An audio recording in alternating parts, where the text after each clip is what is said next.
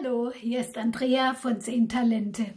In diesem Video zeige ich dir, wie du solche süßen kleinen asiatischen Ohrhänger knüpfen kannst. Sie sind für Fortgeschrittene, aber wenn du erstmal raus hast, wie es geht, gehen sie eigentlich ganz flott. Das Gute ist, du kannst dabei lauter Restfädchen verwenden. Und wenn dir das Video gefällt, freue ich mich natürlich über einen Daumen nach oben. Viel Spaß beim Zuschauen und beim Nachknüpfen. Du brauchst 2 40 cm lange Fäden. Ich habe hier lauter Restfäden der gleichen Farbfamilie genommen. 2 20 cm Fäden in der einen Farbe, 2 20 cm Fäden in einer anderen Farbe und ein 10 bis 12 cm kurzes Fädchen in einer Akzentfarbe sowie eine Perle, ungefähr 8 mm groß, ein kleines Scheibchen, vor allem wenn dein Loch sehr groß ist in der Perle, aber auch so zur Zierde, und eine kleine 2,5 mm Perle oder 3 mm. Wir beginnen diesen Ohrhänger unten, deswegen lege ich den jetzt mal so rum hin. Ich beginne mit dem hellen 40 cm Faden, den nehme ich mittig.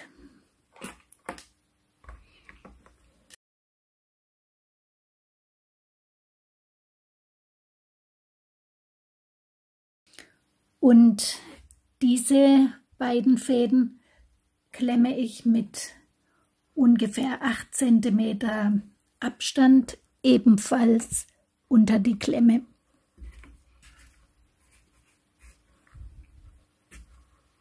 Ich nehme den langen, lege ihn über die anderen beiden und mache doppelte Halbschläge, Rippenknoten.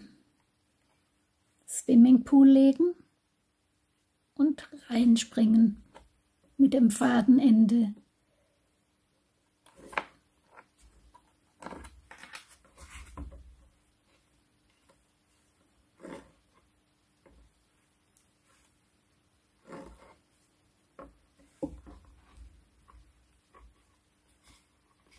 Jetzt hole ich dieses andere Fadenende herunter. Guck nochmal, dass die beide gleich lang sind. Und wir machen jetzt diese vertikalen Knoten.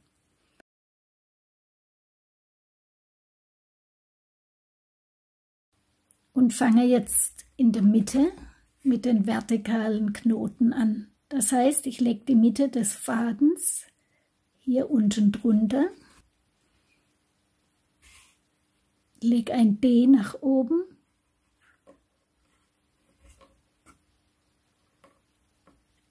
unter den Daumen ziehen, nicht loslassen, nochmal die gleiche Schlinge und hochschieben.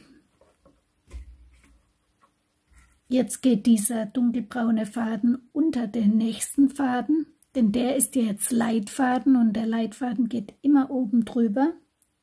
Diesmal mache ich das D nach unten, lege den Faden rein und der Leitfaden wird stramm gespannt. Das gleiche mit den beiden anderen Fäden.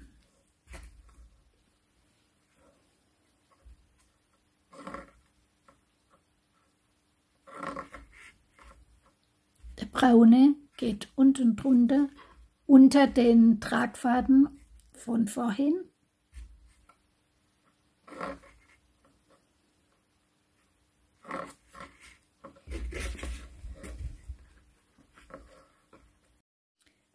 Jetzt nehme ich noch ein kurzes Restfädchen.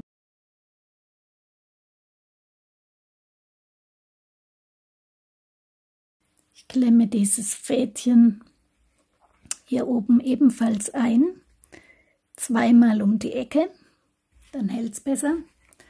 Und jetzt mache ich eine Reihe doppelte Halbschläge um dieses Fädchen herum. Das ist jetzt der Leitfaden.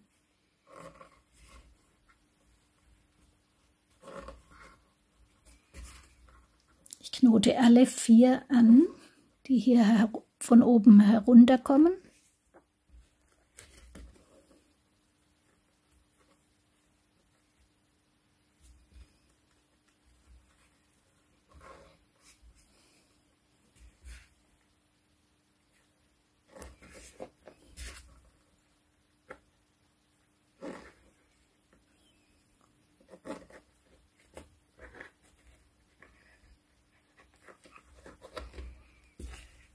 Als letztes hole ich diesen Knotfaden von vorhin noch herunter und knote den auch auf mein Fädchen. Jetzt überprüfe ich nochmal, ob das mittig ist. Jawohl. Also ich hole diesen Faden unter den Leitfaden.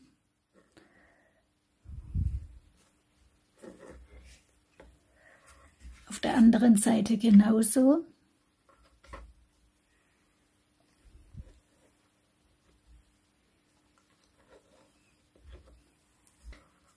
Ich habe jetzt 8 Fäden.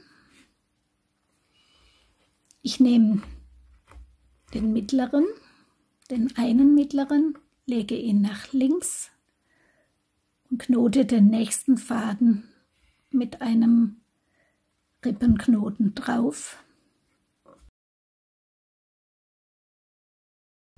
Dann nehme ich den zweitäußeren als Knotfaden und der Leitfaden von gerade eben biegt um die Ecke und ich mache einen Rippenknoten nach außen, einen vertikalen.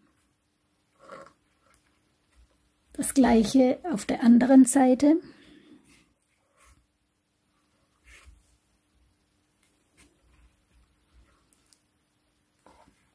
Der mittlere geht 1 nach außen, der nächste wird drauf geknotet,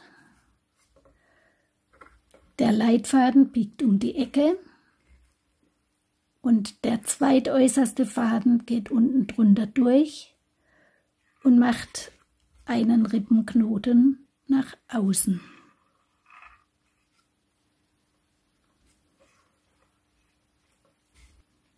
Acht Fäden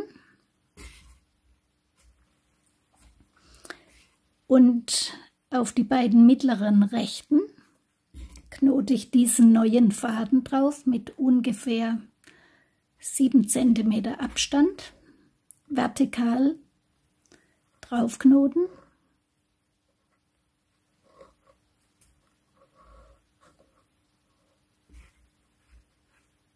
Auch auf den nächsten vertikal draufknoten.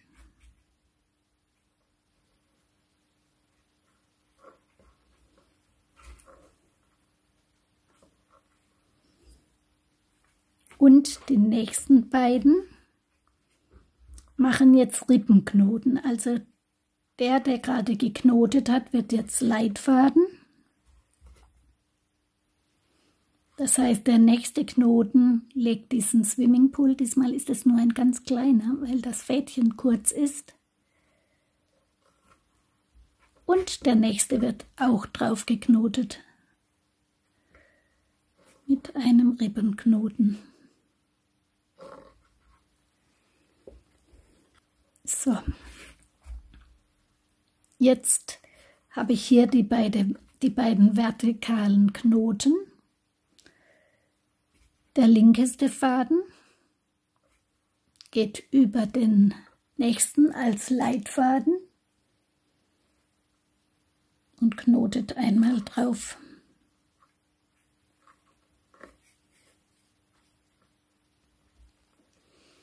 Ebenso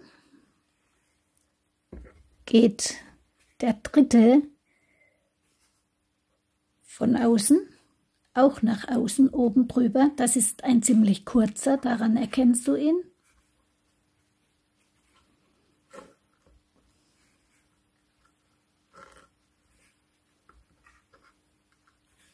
Der obere Faden wird heruntergeholt unter den anderen und ich mache nochmal einen Rippenknoten und ziehe jetzt den Leitfaden so nach oben. Der gerade geknotet hat, geht jetzt unten drunter durch und knotet einmal in die andere Richtung. Leitfaden stramm halten, auch wenn ich ihn gerade beim Knoten nicht stramm gehalten habe, aber jetzt halte ich ihn stramm. Jetzt gehe ich wieder unten drunter und mache nochmal das gleiche und wenn mein Fädchen sehr kurz ist, dann komme ich mit dem Leitfaden ein bisschen entgegen. Und dann muss ich aber den Leitfaden wieder stramm ziehen. Das ist ein Trick für kurze Fädchen. Und jetzt möchte ich hier so einen Bogen haben und den erhalte ich, wenn ich sehr fest meinen Leitfaden nach oben ziehe und den anderen nach unten. Diese beiden kannst du gleich verschmoren, dann gehen sie nicht mehr auf.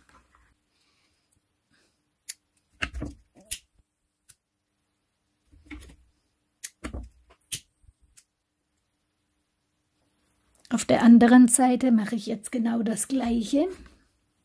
7 nach außen. Jetzt knote ich den vertikalen Knoten genau in die andere Richtung.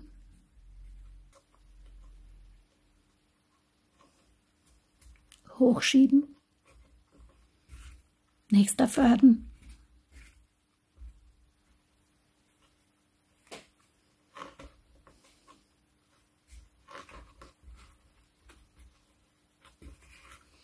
Und die anderen beiden machen Rippenknoten auf diesen, der gerade geknotet hat.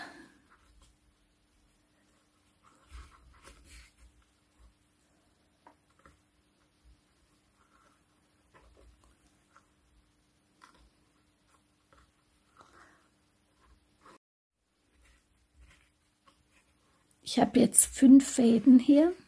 Auf dieser Hälfte, ne 6, den brauche ich aber nicht. Der rechteste geht jetzt nach links als Leitfaden, der andere knotet drauf. Weglegen. Der kurze hier geht auch nach links als Leitfaden, der nächste knotet drauf. Und der kurze, der von oben kommt, knotet auch auf diesen Leitfaden.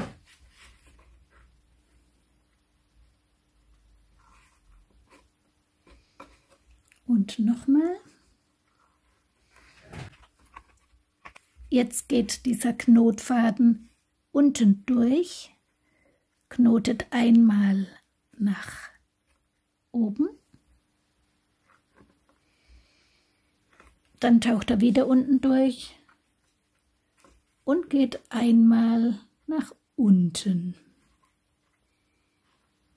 Den Leitfaden stramm halten und jetzt fest nach oben ziehen, dass ich ein Hörnchen bekomme. Und das schneide ich gleich ab und verschmore es, dann liegen die Fäden nachher nicht im Weg herum, denn die brauche ich nicht mehr. Nochmal kräftig nach oben ziehen.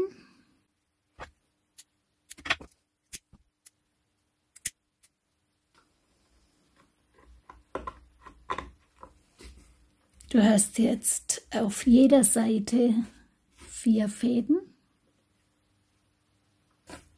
in folgender Reihenfolge.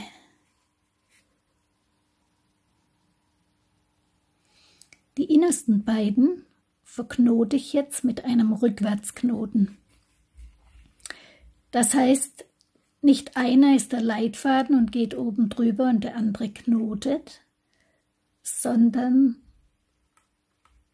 der eine geht über den anderen und der oben drüber geht, hier, der hier, der macht einen Iglu.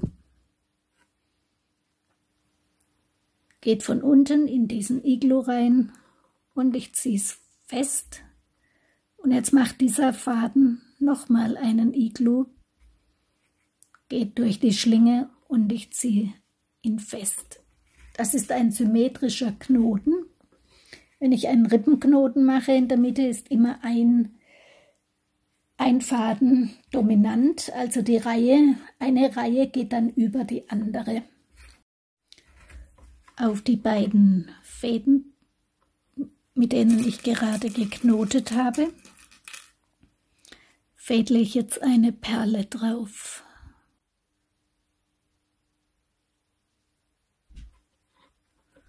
Und danach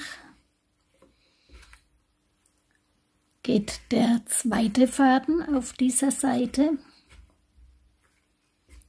über diesen Faden, der aus der Perle kommt, und ich knote den mit einem Rippenknoten auf den Faden, der von rechts kommt.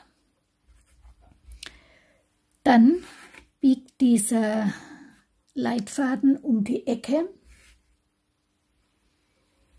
Der Knotfaden geht unten durch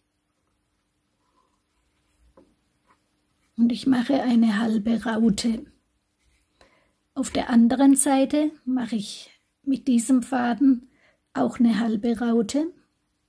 Ich knote den Faden, der aus dem Hörnchen herauskommt, auf diesen Faden.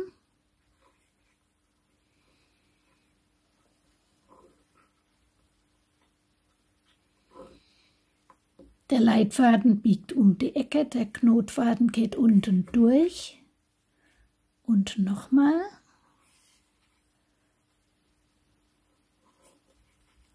So, jetzt habe ich hier eine kleine Raute.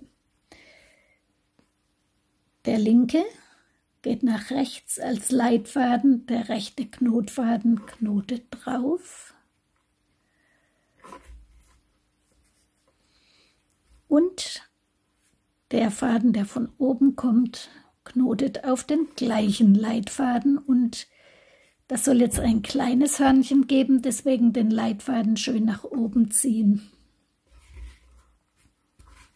Diese hier brauchst du jetzt gerade nicht mehr. Die von der anderen Seite kannst du alle wegklemmen. Der Faden, der aus der Perle kommt, wird Knotfaden. Der zweite Faden wird Leitfaden.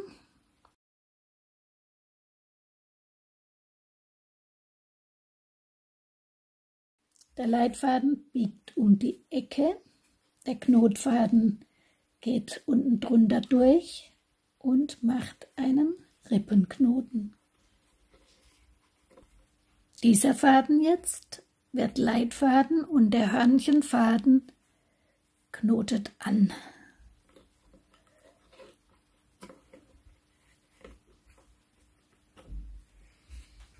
Leitfaden geht um die Ecke, der Knotfaden geht unten durch und macht einen Rippenknoten nach außen.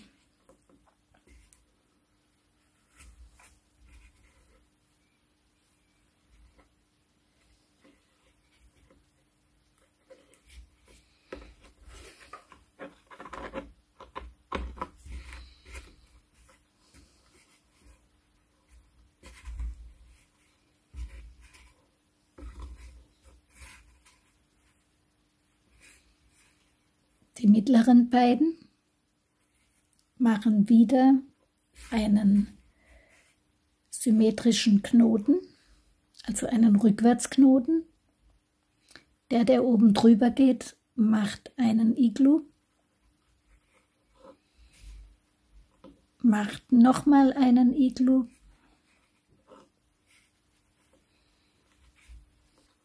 oh, ich habe noch was vergessen. Hier muss ich noch das Hörnchen knoten. Ein kleines Hörnchen nur. So, meine beiden inneren gehen nach außen. Der nächste knotet drauf. 1, 2 und jetzt mache ich nochmal hin und her. Unten durch, nach außen, wieder unten durch, nach innen und 2 nach außen. 1, 2. Leitfaden, 2 nach innen, 1, 2.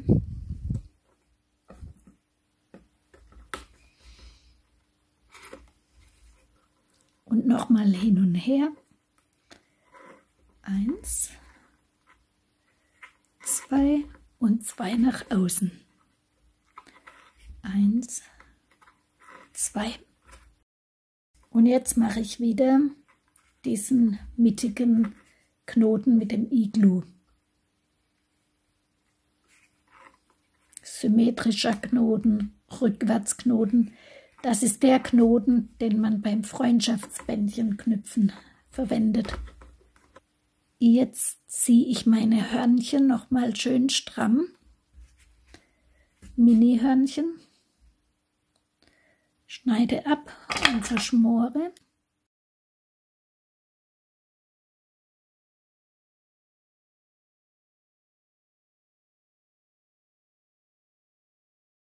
So, die Perle suche ich erst jetzt, denn erst jetzt kann ich wirklich beurteilen, welche gut dazu passt. So, ich habe eine Perle mit einem riesigen Loch gefunden. Weil mein Loch so groß ist, mache ich noch eine Scheibe drunter mit einem kleineren Loch, damit die Perle nicht über den Knoten rutscht.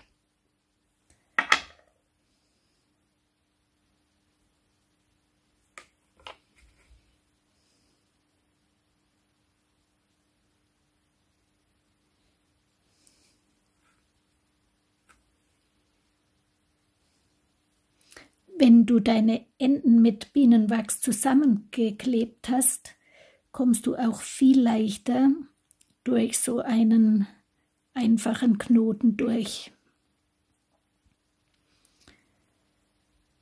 So, die Perle muss ganz dicht oben hin, damit es aussieht, als ob das geknüpfte Teil herauswächst wie eine Blume aus dem Topf oder aus der Zwiebel. Deswegen ziehe ich jetzt diese beiden Fäden sehr fest gegeneinander, sodass die Perle richtig fest hier drinnen sitzt, und dann ziehe ich nochmal an jedem Faden einzeln.